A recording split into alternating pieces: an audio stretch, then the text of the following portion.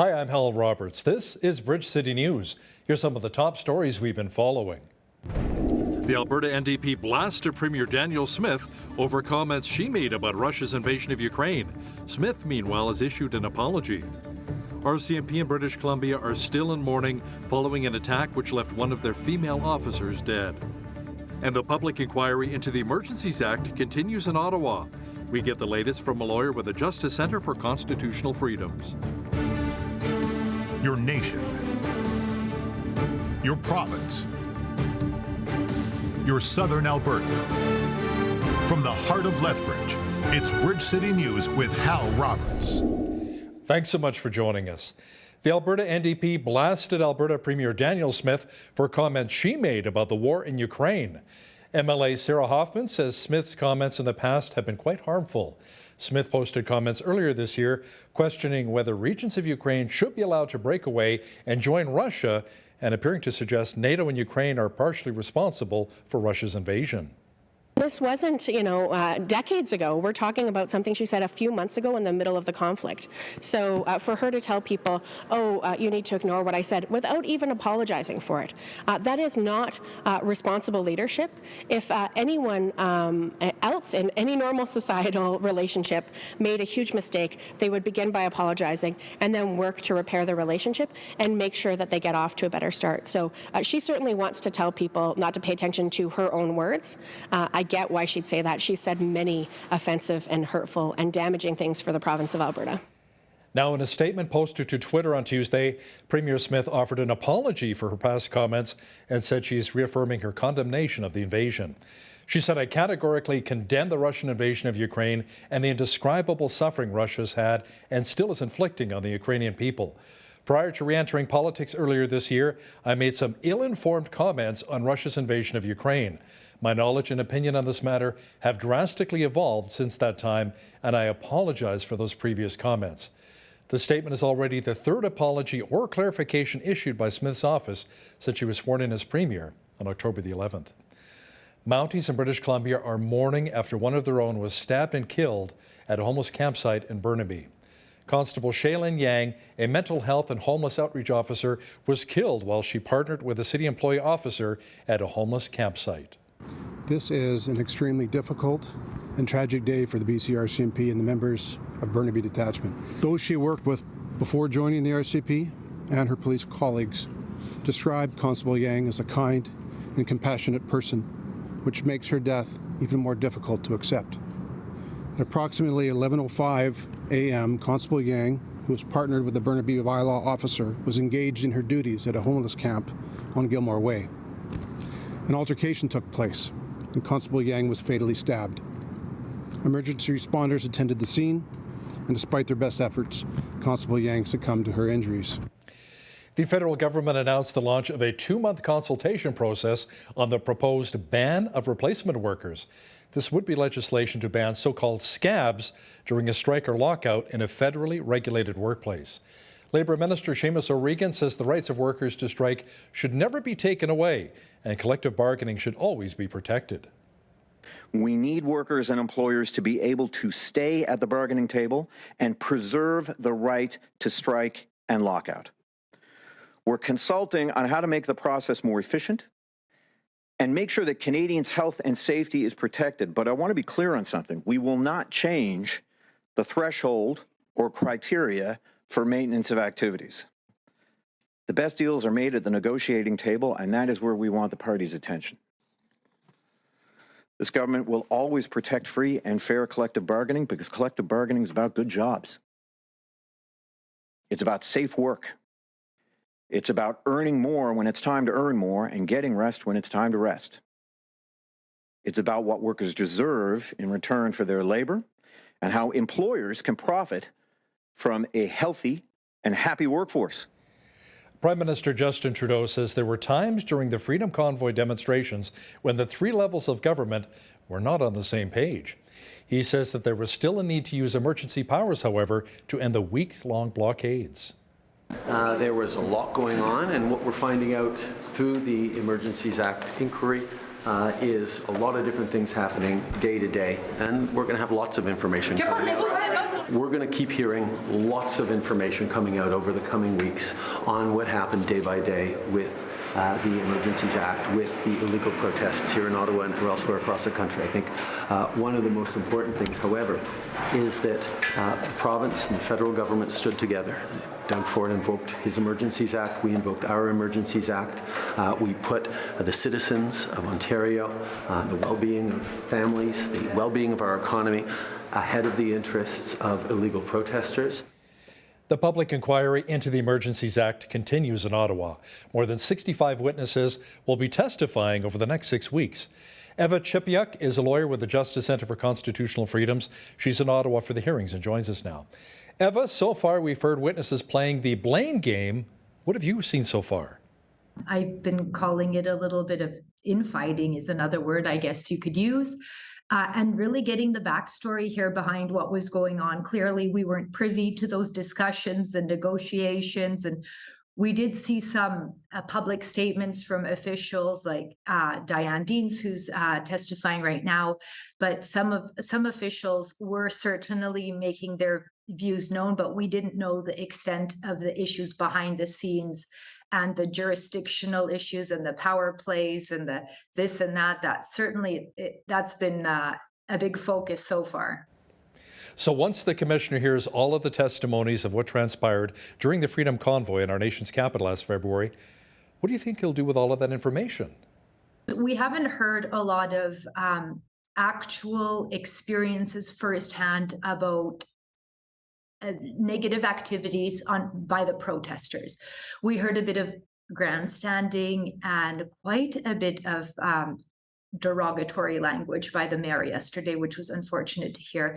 But once he talked about his own experiences dealing with the protesters, at least that we represented, he was able to come to an agreement, and very quickly came to an agreement, because these protesters, and although it wasn't Mayor Watson's evidence, but it was certainly his chief of staff and city manager that said that they were very reasonable to deal with, and they did not come here to impact Ottawa residents.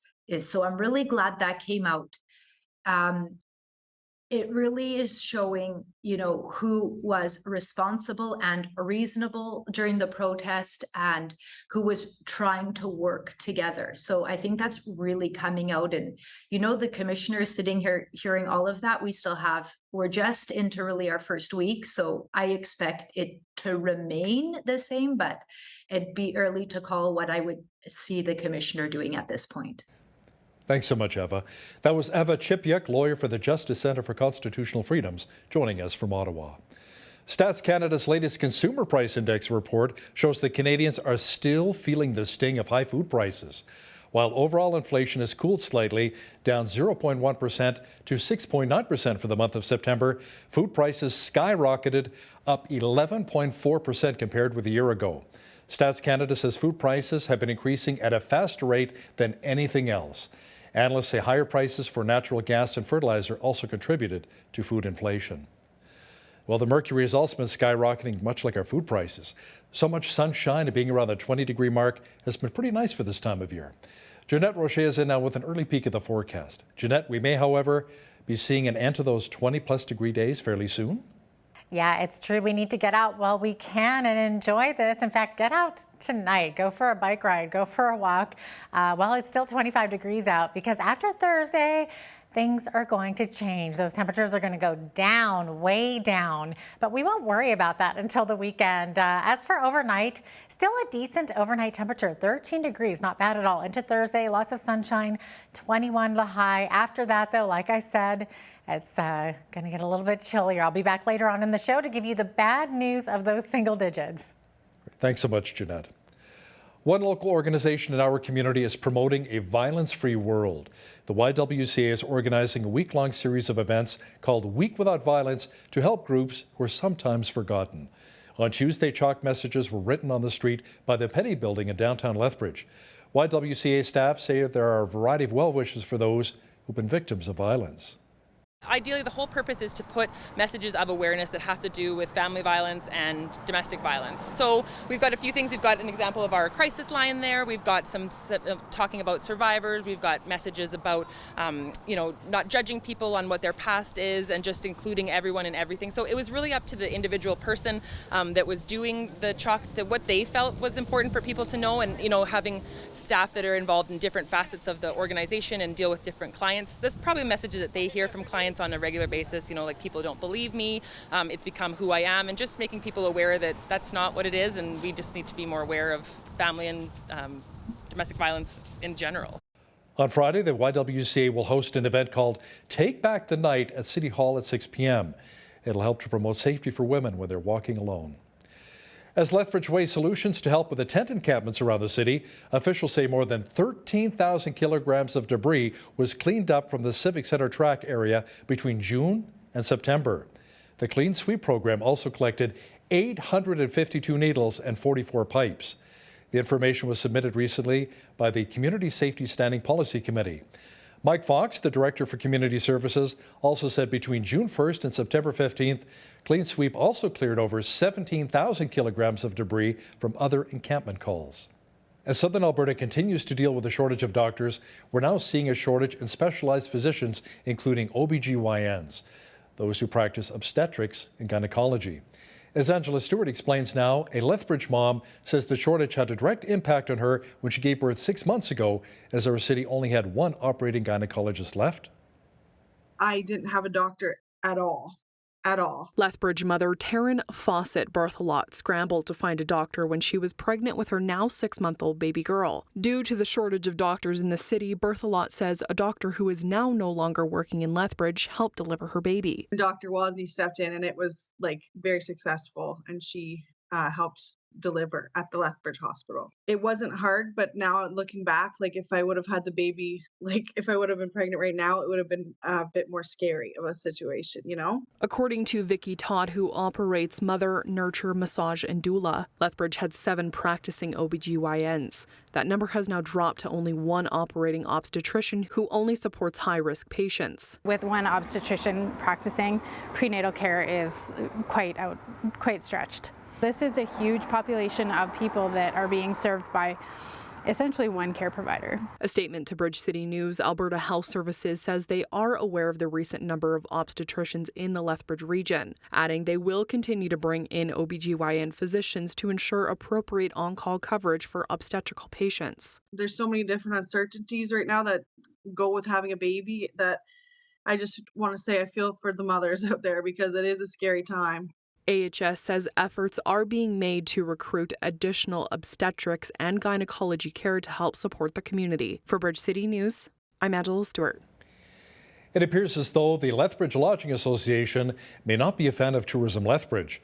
During an Economic Standing Policy Committee meeting on Wednesday, officials from the Lodging Association called Tourism Lethbridge an inefficient organization that is not marketing Lethbridge as a premier destination. Staff from the LLA say they want to contribute an additional $250,000 to the existing marketing funds provided by the city to total $900,000 to market Lethbridge under their group's leadership. We have been the ones marketing Lethbridge prior to. Councillor Parker can speak to back in 2012 when I approached, as the LLA president, members of City Council to do exactly what the LDMO ended up doing a year and a half or 2 years later. We had the time back then. We wanted to take a formal role in developing marketing strategies, in marketing the Lethbridge as a hub and spoke philosophy. Members of Tourism Lethbridge were also in attendance during the presentation. Erin Crane, the CEO of the organization, says they're willing to work with the Lethbridge Lodging Association in the future. She also mentioned that Travel Alberta is looking to bring around $1.3 billion of the tourism industry to Southern Alberta over the next 13 years. We'll also be looking at a lot of data intelligence, market intelligence, and really pushing, how we can compete with those areas like Calgary and Edmonton, because and the Rocky Mountains, they're all full. And how do we attract those visitors down here for the benefit of everyone in the community? The presentation asked the city manager to report back to council by October 31st to research best practices for when tourism can be funded through other municipalities. Also at the Economic SBC, Volunteer Lethbridge laid out their budget requests. The nonprofit group says their mission is to build connections and empower people to enhance volunteerism and grow volunteer capacity. The group received just under $250,000 in funding through 2022 from the city. The executive director for Volunteer Lethbridge, Amanda Jansen, says they're asking for 3 different funding scenarios that range from $200,000 to just over $400,000 for the 2023 to 2026 operating budget. Lethbridge College has received its largest social sciences research grant in its history. $1 million will be given to help researchers engage with policing, corrections, and courts to strengthen policing and public safety here in Canada. It is called the Mobilize Grant. A spokesperson for the college says they're well known for their training and educational programs. Specifically right now, we have a criminal justice policing diploma, and it is our largest program of the 3. We have a correctional studies program that's a diploma program, and we also have a Bachelor of Applied Arts and Justice Studies that a lot of our correctional studies and policing students, but also students from across Canada actually take with us. So what's been beneficial is we have about 750 students that will potentially be involved in some of the research projects that we're doing. We also have other avenues to involve our students. That's one of the main criteria for a lot of grants, is to get students involved. Lethbridge College has 17 full-time faculty members in the School of Justice Studies. They also have more than 70 employees in the teaching, training, and research pool. Well, this is Fire Prevention Week. Students across the city had the opportunity to enter a contest where they came up with a fire escape plan. Now, the winner would become Fire Chief for the day. The lucky recipient was kindergarten student Sophia Woons from École Agnes Davidson School. Her dad, Mark Woons, says Sophia was really excited to become chief.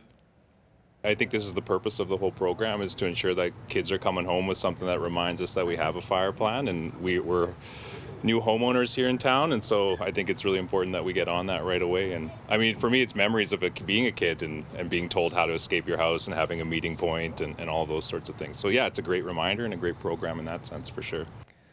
Chief Fire Marshal Heath Wright says having young kids involved is pretty good because it also helps to remind parents about fire safety.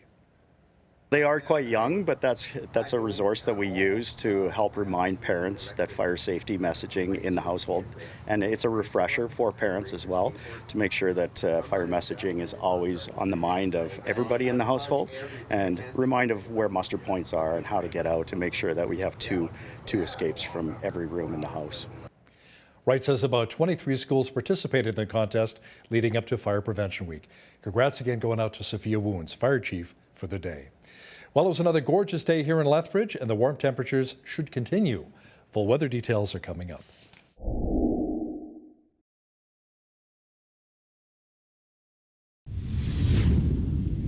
You know, it was another perfect day to take your dog for a walk and enjoy your lunch or dinner outside today. Such warm temperatures across much of southwestern Alberta. Jeanette Rocher is in now with a look at the weather picture. Jeanette, it's been a pretty bright and warm picture so far this week. You bet it has, Hal. In fact, hotspot in Canada this afternoon was none other than Claire's home, which is right here in southern Alberta. They reached a high of 26 degrees this afternoon. Lethbridge not far behind, sitting at 25 this afternoon. Like I said, this might be the last evening to get out there and enjoy.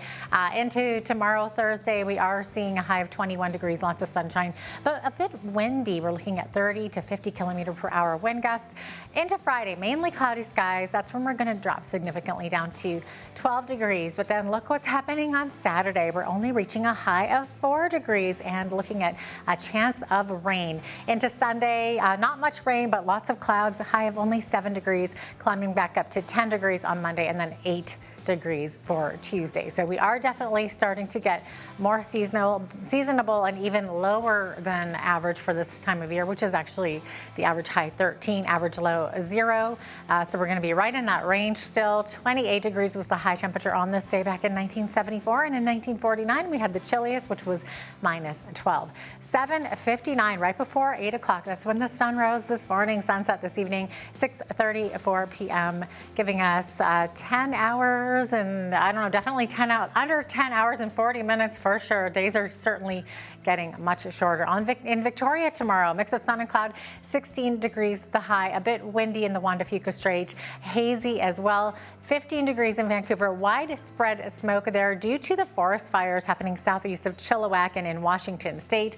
60% chance of showers in both Edmonton and Calgary tomorrow with 50 to 60 kilometer per hour winds. So a bit windy throughout Alberta tomorrow. 13 the high in Saskatoon tomorrow. 16 the high in Regina with a mix of sun and cloud. 16 also the high tomorrow in Winnipeg with partly cloudy skies. As we look to the central part of the country, we're looking at a possibility of some showers or flurries in Toronto in the morning. By the afternoon, that's going to switch to 40% chance of showers. 9 degrees the high there, 8 degrees the high in Ottawa. Looking at some shower activity there as well. Showers also expected tomorrow in Montreal with a high of 10 degrees. 13 the high tomorrow in Fredericton with clearing skies. Halifax a high of 14 degrees. Same thing for Charlottetown with partly cloudy skies. And 17 the high in St. John's, Newfoundland with drizzle and showers expected there tomorrow. That is your forecast. Are you tired of high energy bills? Today's weather report is brought to you by Ridge Utilities, providing competitive rates for electricity, natural gas, and internet while investing back in communities across southern Alberta. The annual rate of inflation is down to 6.9% in September, even though grocery prices rose at the fastest rate in 41 years.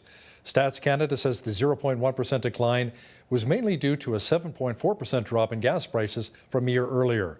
But it says grocery prices were up 11.4%. That is the 10th straight month that food prices have outstripped the overall inflation rate.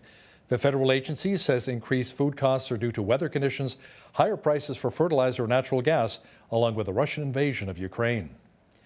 Loblaw Companies is raising the supply chain handling fees it charges suppliers of its grocery and drugstores beginning on January the 1st. It says the charges will increase 1.17% and direct-to-store delivery charges are rising 0.36%. Loblaw says the move is due to larger year-over-year increases in many of its supply chain costs, including higher cartage or freight costs. The news comes after Loblaw announced that it would freeze prices on all of its in-house no-name products until January 31st in an effort to help customers grapple with high inflation. Critics have warned the company could look to recoup profit losses elsewhere. Alberta's begun the process of shifting away the cost of recycling from municipalities to the companies which produce the items.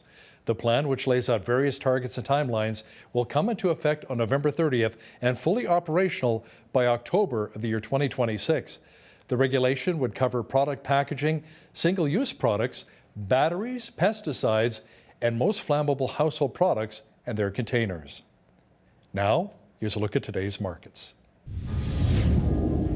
The TSX was down 123 points on the day to finish at 18,674. The Dow was down 99 points to 30,423. The S&P 500 was down 24 on the day to 3695, and the Nasdaq was down 91 points to 10,680. West Texas Intermediate Oil was up $3.18 to $86 US per barrel. Natural gas was down 31 cents to $5.43 US. Gold was down 23.06 on the day to $16.29.16 US an ounce, and silver was down 27 cents to $18.46 US an ounce. Feed wheat is at $12.65 per bushel, barley's at $9.68, canola's at $19.73, and corn is at $12.19 per bushel. Live cattle were up 88 cents to $149.35. Feeder cattle were up 40 cents to $175.23, and lean hogs December contract were up 90 cents to $87.38. The Canadian dollar was down slightly over the past 24 hours to 72.67 US.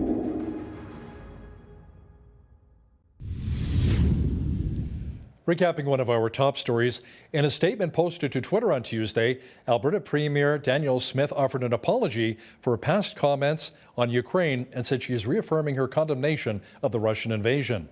She said prior to re-entering politics earlier this year, she made some ill-informed comments on Russia's invasion of Ukraine.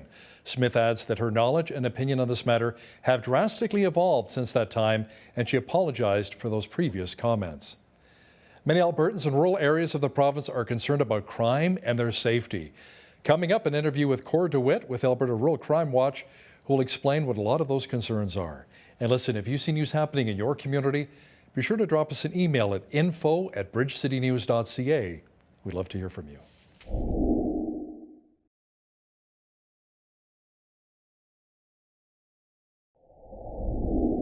You know, so many Canadians are concerned about their safety, especially in rural areas. A number of farmers and ranchers in the prairies are concerned about police arriving on time when a trespasser threatens their families or properties. Is there really enough resources to protect those in our rural communities? Joining us today to talk about that and give us some of the insights on the issue of rural crime in Alberta is Cor DeWitt from Alberta Rural Crime Watch, Rural Crime Prevention, joining us from Leduc, Alberta, just outside of Edmonton. Cor, welcome to Bridge City News. Thank you. So, Cor, how did the Alberta Rural Crime Watch and Rural Crime Prevention Initiative come to be? Well, it started way back in 1978 is when a few people got together and started to get concerned about crime rates in their area. And they started out as a range patrol, actually, but later on in the years to come, they decided that they were not fulfilling their total mandate. So in 1995, they changed it to Alberta Rural Crime Watch, which is more of an inclusive name that covers everyone.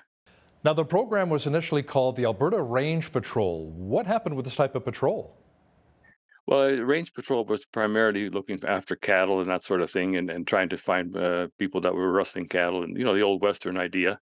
And it wasn't really concerned about break and enters and car thefts and all that sort of thing that we have today. So this sounds like it was kind of a partnership between the police and the citizens of rural Alberta. What are some of the biggest needs of residents in rural communities, especially when it comes to public safety? What are you hearing, Cor? Well, the biggest thing that they're looking at right now is a timeline between RCMP getting out to the rural area where the incident has taken place, and the rates. The rate of crime increases in some communities, and it's kind of funny when you look at it this way. You see an increase in break and enters from 5 to 10 a month, and suddenly there's a 50% increase, and it's not really a 50% increase. It's just a little bit of a rush on break and enters, and the next month it'll go down, and they say, okay, it's a decrease. We've done our job. Well, we haven't really done our job. It's just gone down naturally. So the statistics are kind of funny to analyze. Do you feel perhaps that there may be a smaller police presence in rural Alberta and across the prairies?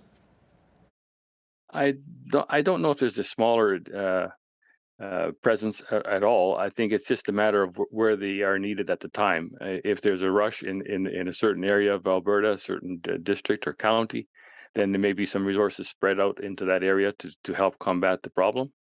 And then another area feels that they're being shortened out because maybe the criminal has moved into another area. There's not as many police officers running around, and that'll sort of skews the results of the statistics, right? It's all stats nowadays. That's what they follow in order to find out whether they're doing a good job or bad job, or where resources need to be placed. I mean, I'm not a police officer. I don't get involved in the placement of police officers, but I can see it where they have an area that is very, very rural, very sparsely populated. They cannot have 20 officers driving around the county all the time, checking on everything. But when something happens in one end, 2 or 3 officers head out there, or the other end of the county is not being taken care of. It must be a real challenge for a lot of RCMP as well that head out to rural communities. Range Road 22, by the hay bale, by this rock, or by Range Road 485. Like, you really have to know your region, don't you, to be able to arrive in time to be able to help families who may be threatened. Exactly, and there's some very rural areas in Alberta, very sparsely populated, where you don't see a farmhouse for 5 or 10 kilometers. I was going to say miles, but we're in kilometers now. It's 5 or 10 miles is a long space between residents, and you don't have the neighborhood taking care of each other in that sort of sense, because they're not right across the road from each other. They're not able to keep an eye on their place, on their neighbor's place, like we have around Leduc where I live, where it's very densely populated. There's houses on every quarter section of land here, so people can watch out for each other pretty quickly. Whereas in a very sparsely populated area where there's like 5-10 kilometers between houses, you can't really keep an eye on your neighbor. Let's talk about some of the feedback you've received from rural residents and some of their biggest concerns when it comes to crime on their farms and ranches.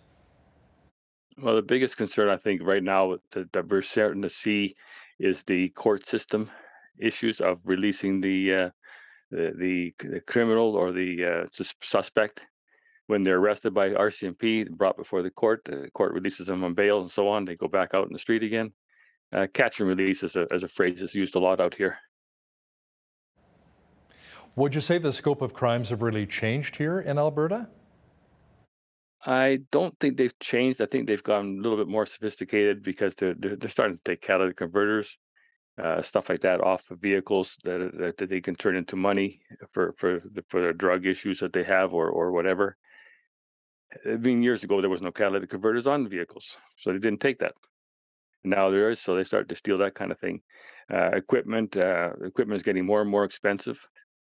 So there's more and more items on there that they can take out of the equipment and trucks and combines and so on.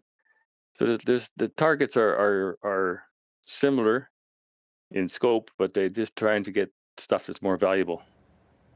When you're talking to a lot of farmers and ranchers core who may be gun owners, law-abiding gun owners, and they say, we want to protect our properties, we want to protect our families, and we don't appreciate the government trying to take our guns away.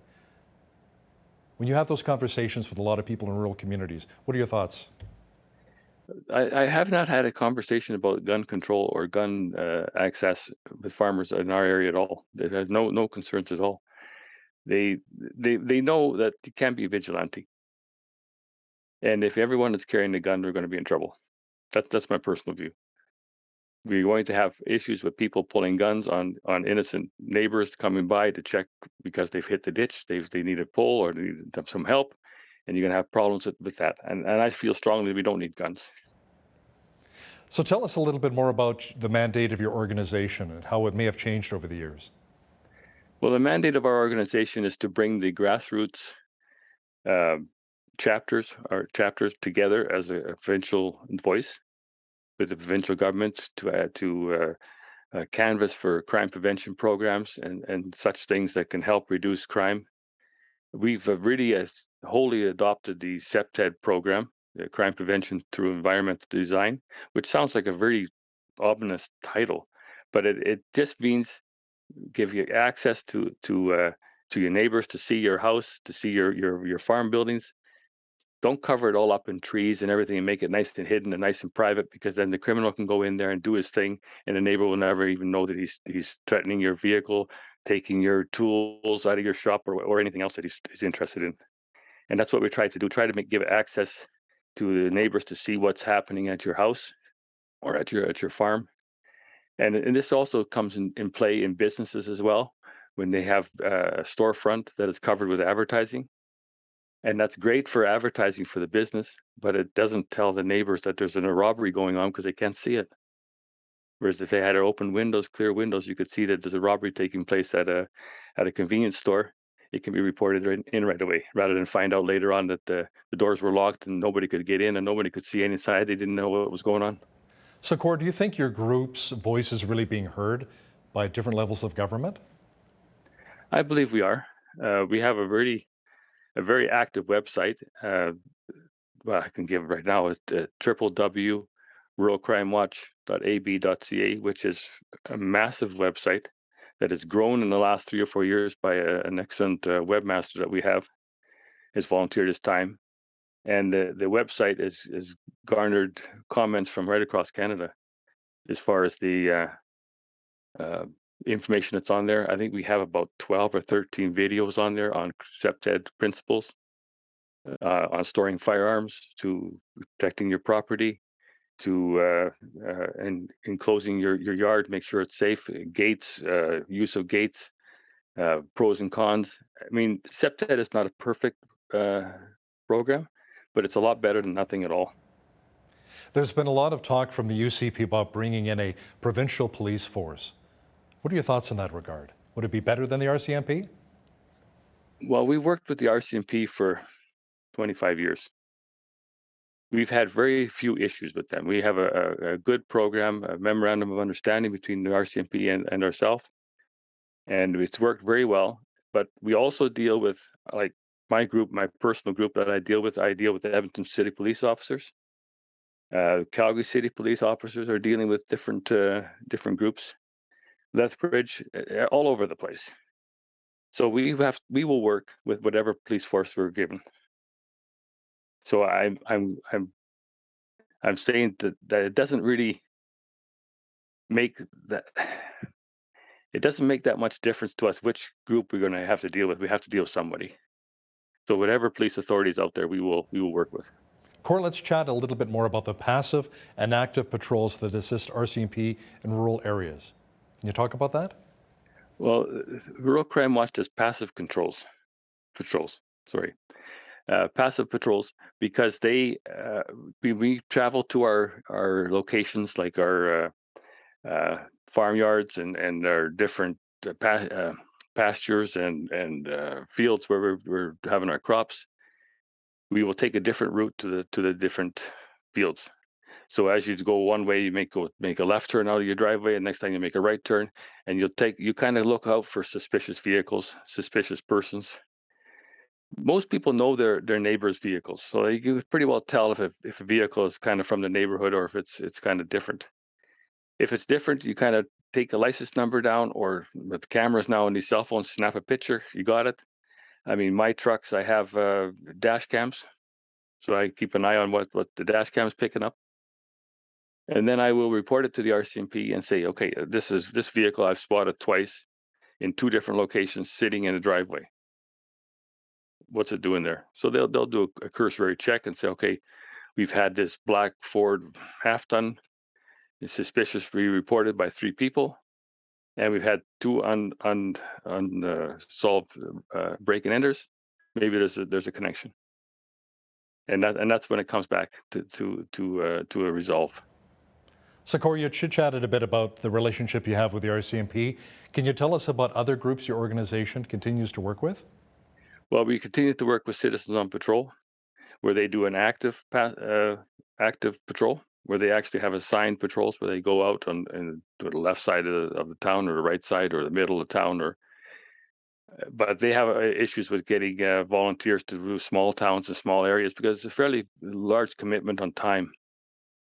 And that's one thing that's very difficult with any group that's organizing now to crime prevention or crime reduction, is getting the volunteers to step forward and commit one weekend a month to patrolling.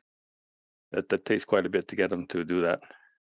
You know, technology's changed a lot over the years, Cor, when it comes to helping nonprofits, different industries, and as well fighting crime, and especially in rural areas.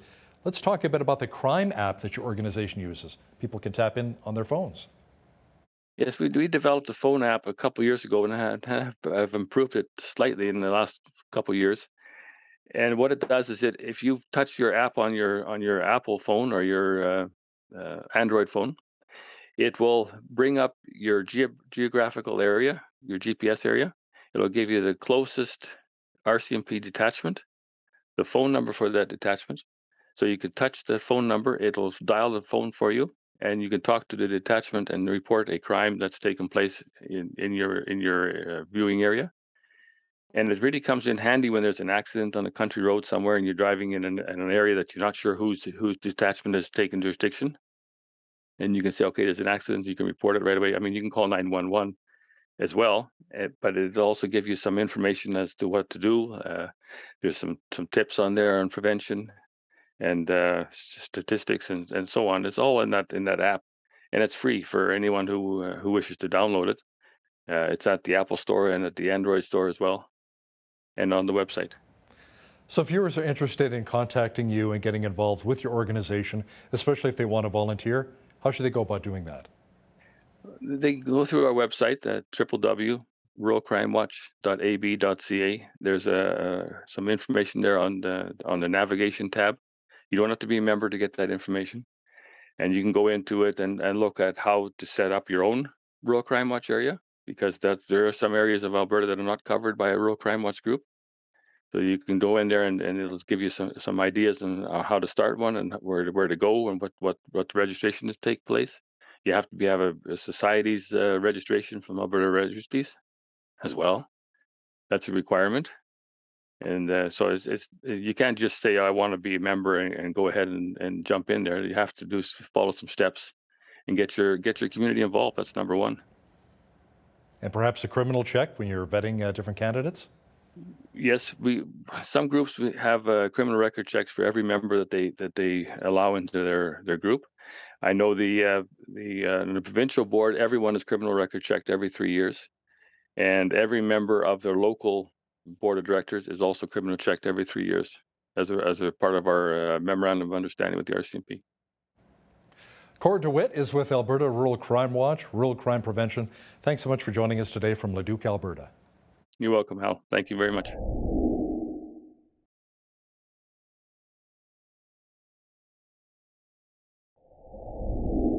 Well, here in southern Alberta, agriculture is the order of the day and naturally impacts every family in the region.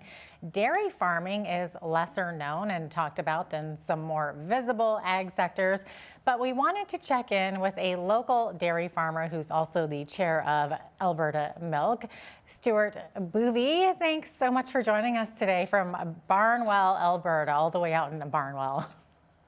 Good morning. Great to have you on. Okay, so Stuart, we hear a lot about ranching and feedlots around here, of course. So in your mind, what sets dairy farms apart from cattle operations? Well, generally a different breed, first of all. It tends to be Holstein.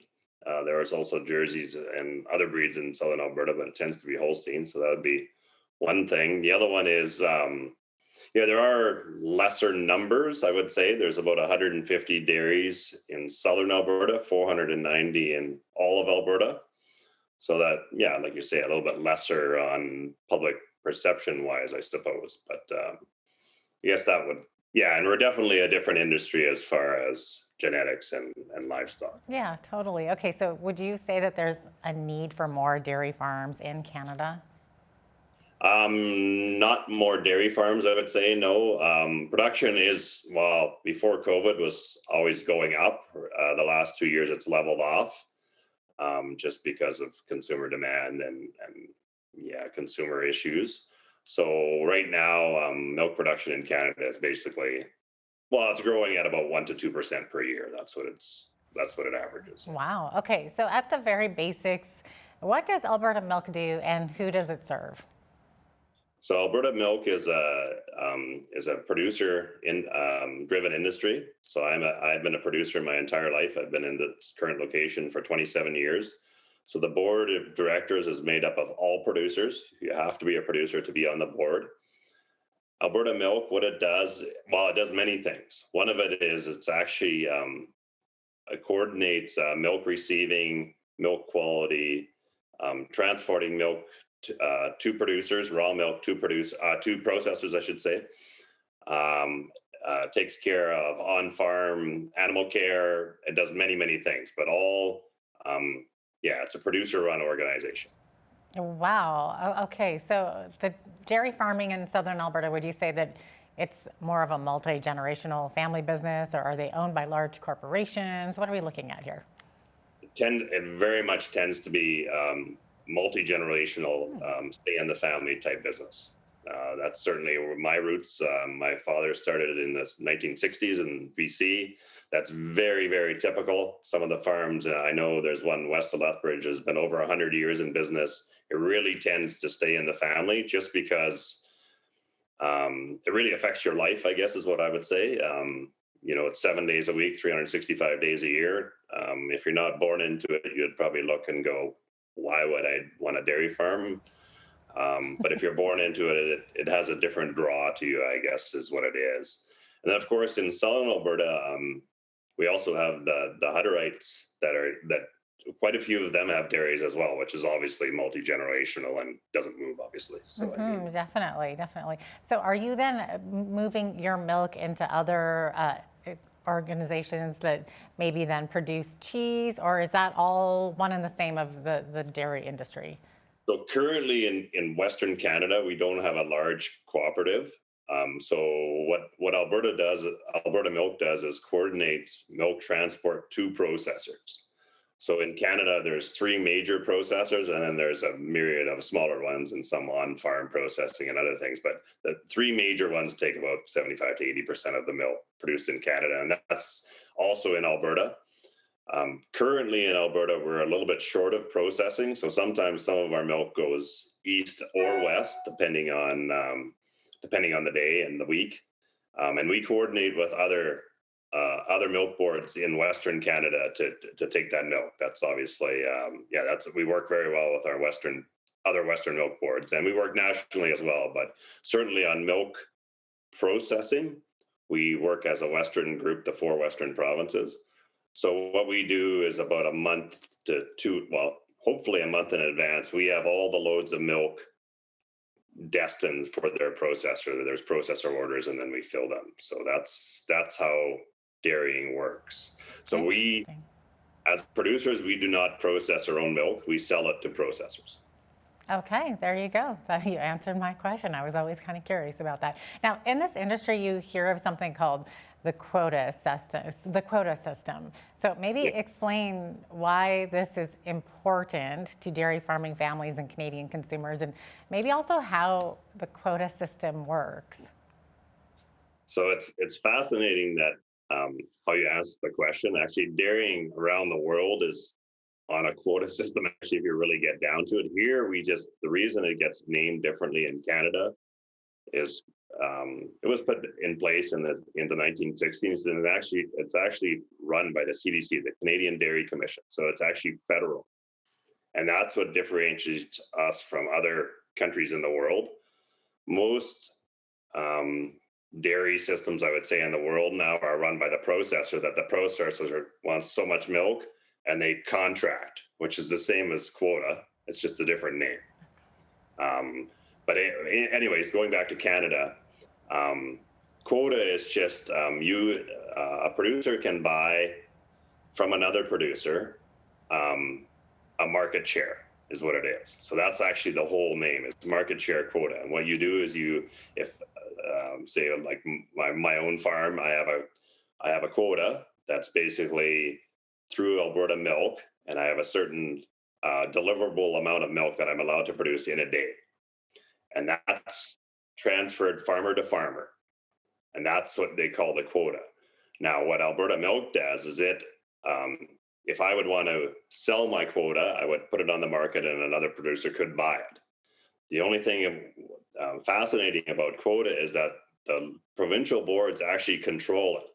So if the market gets bigger, like I mentioned to you before, if it gets 2% bigger, then there's 2% more quota that can go into the system. That is not sold. That's distributed amongst producers, or we start new producers. So that's how that all works, and that's all mandated to the provincial boards, and that's one of the things that the provincial board does do. Wow. Is we have a general manager and staff that deal with producer issues on that level. But that's all mandated through federal legislation, and that's why sometimes we're targeted because it's a federal thing, and there's long-standing agreements, interprovincially and things like that. Lots of red tape, I'm sure. Yeah. Which we're very much working on, trying to eliminate some of the red tape, just because it becomes onerous. So a little bit cumbersome, I would imagine. Yes. Okay. Yes. But it's fascinating that in other jurisdictions and other countries, it's very similar. It just doesn't have it doesn't have the same reputation for whatever reason. I'm not sure why, but anyway. Interesting. Okay, well, you mentioned other countries. So there has been talk of countries like the US and New Zealand wanting to get their products into our markets. But is this a good idea for Canadians? Well, COVID taught us a few things. One is supply chains. So the downside with milk is if you want to move it long distances, it becomes really tough to do because milk is a perishable product. So it becomes very, very tricky to move milk long distances. That's why in Canada, milk is produced in all 10 provinces, just because it seems like a great idea when things are going well, but when you get a supply chain problem, which COVID did, and other things can bring it on, weather, anything, Um, so bringing from other countries, while it seems like a good idea, is much more difficult than it actually seems. Yeah, I can't imagine any benefit to having dairy products come in from New Zealand or someplace else when they can be produced right here at home. For sure. And what it is we've mentioned a little bit about the Canadian Dairy Commission. It gets targeted because we have pricing set nationally, and the U.S. targets that because our return comes only from the marketplace. So I only make money from what the consumers pay. Other jurisdictions tend to have all sorts of programs which are not from the price of milk, but they have other programs that get money into the hands of producers, and that's where it gets murky and it gets tricky, and why you get trade deals and trade negotiations that while we can produce milk cheaper, well, where are you making your money? Is based. It gets, when you get into the details, and it gets very complicated. Yeah, it sounds like it. And I mean, we've heard too that U.S. lobbyists are proposing that Canadians would pay less for their dairy products, but is that just their way to lobby to open up a new market? Absolutely. It's absolutely what it is. Because what happens is, and we've just seen it even in COVID, I mean, I'm sure you're aware in the Fraser Valley, also they were shorted with milk just because the farms were flooded, and and then there was COVID issues on trying to haul milk interprovincially. Well, they tried to get milk out of the U.S. It was 50% higher than the Canadian price. Okay. So it's just fascinating that they want to open the market up, and then once you've eliminated Canadian dairies, your milk price would be actually much higher. Oh, wow.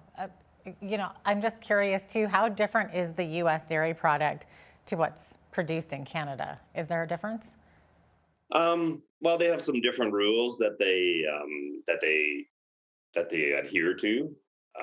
Something on quality, they are allowed to have somewhat poorer quality. I wouldn't say it is poor, but they're allowed to. So there's that difference. Our regulations are much tighter, which I'm very much in favor of. Even as a producer, I think we need to make sure that our quality is of the highest standard, rather than even mediocre. I want to use the right word. I wouldn't, not high quality, I guess. Of course. So what makes the Canadian product more high quality then? We have regulations as far as bacteria levels and stuff like that in the raw milk that are more strict than other jurisdictions. Okay. Even though I would say the majority of the milk is nowhere near limits, like the high limit, it's still allowed. So that's one difference. The other one is they are allowed to use growth hormone in the U.S. that we are not allowed to use in Canada. So that's an animal that's been restricted for probably 20 years already, and at least 20, close to 25, I guess, in Canada. It is illegal to use in Canada. So we're not allowed to use it on our dairy animals. So that's another difference. And when it comes to feed for your dairy cattle, how much of an impact does the type of feed have on maybe taste of the product? I know with eggs, like in the US, you'll see the yolks are more yellow than in Canada. They're almost an orangey color, and it's because they're corn-fed compared to wheat-fed. Is there anything similar with cattle and with milk, with dairy cows? It certainly can be affected. I know, like I said, I have a long history in the dairy industry. I know my parents, they would feed, waste like cauliflower or things like that, and you will taste that right away. But now, because of just the size of farms, we tend to grow our own feed, or certainly some of it. So most cows are fed a pretty similar ration, I would say, as far as, in southern Alberta, I feed alfalfa. In, say, British Columbia, where I'm originally from, they feed grass just because of the climate. But then most cows, most dairy animals in Canada, I would say, get silage, corn as well. So that really makes the milk taste pretty much the same. Okay. Oh, that's interesting. Well, and again, back to our processing end, obviously we have to work with our industry stakeholders, with our processors. And of course, they like the same across Canada if they could get it, right? So I would say you would have to be a pretty picky dairy eater to notice the difference on milk taste across Canada. I'm not saying that, maybe there's places in the world that it would taste different, but I'd say in Canada, pretty much tastes the same. Okay. So the feds right now are proposing fertilizer restrictions. Would this affect dairy farming at all? Absolutely. Yes. Yep. And how? Yeah. This might be a long answer. So but brace myself. brace yourself. Yeah. It's really handy to go after fertilizer, and they're actually going after fertilizer emissions, which are not even measured, right? And say, well, we're going to cut fertilizer use by 30%. Well, as a farmer, that's a unique challenge. But I'll tell you right now, that will increase prices. The reason fertilizer gets used is it's an efficient way to grow more feed per acre. That's what it is. So if you say you want to use less, that's fine. But then the cost per acre goes up, which translates right into a higher cost of milk in my industry. Okay, and then the consumer will probably feel that in the end. For sure. Oh, right when inflation is hitting us all too. Well, and the problem with, and I understand, I've personally had meetings with the federal environment minister, who is certainly, very much in favor of restricting fertilizer use or whatever. But the problem is that they go by world numbers and by about emissions, which is a dangerous game to play. Because I would agree that we should limit fertilizer emissions. Doesn't mean you have to limit fertilizer use. You just got to make sure it all gets used properly, which is, easy to say and a little bit more difficult to do. While you need farmers involved, is really that's what I do.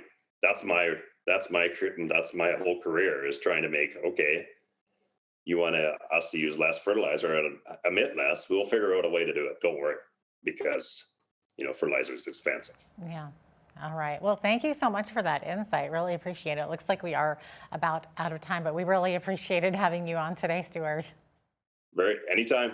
Absolutely. That was Stuart Booby, the chair of Alberta Milk. I'm Jeanette Roche. On behalf of all of us here at Bridge City News, thanks for watching.